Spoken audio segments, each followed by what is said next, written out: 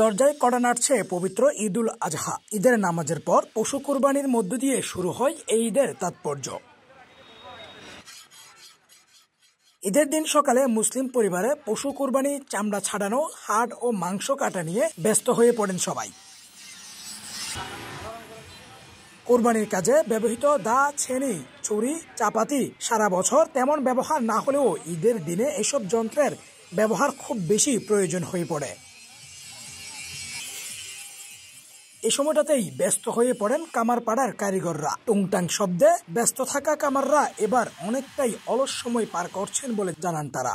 এবছর একদম কাজ কম, বেশি কম বেচা কিনে, একদম বেশি বেচা কিনে, একদম নতুন মাল তো চলতেছে না, পুরান খামও অনেক কম।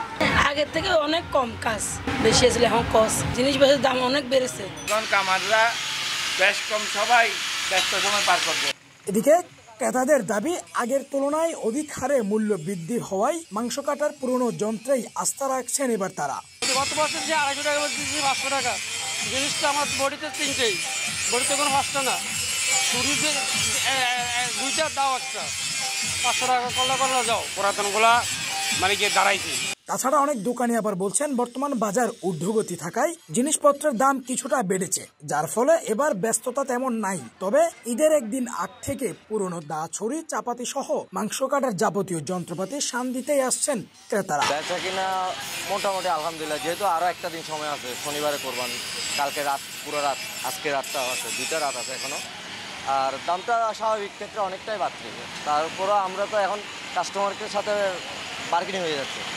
গত বছরে এই দাঁত ছিল, আজকে এই দাঁড় করা নিতাম আমরা 1450, এখন প্রায় 1750 টাকা পড়ে, যার কারণে আমরা কাস্টমারের সাথে একটু বার্গেনিং হয়। ঈদুল আজহাকে কেন্দ্র করে টুকটাক শব্দে জমে ওঠা এই সকল কামারির দোকানিরা এবার যেন নিঃশব্দ সময় পার করছেন।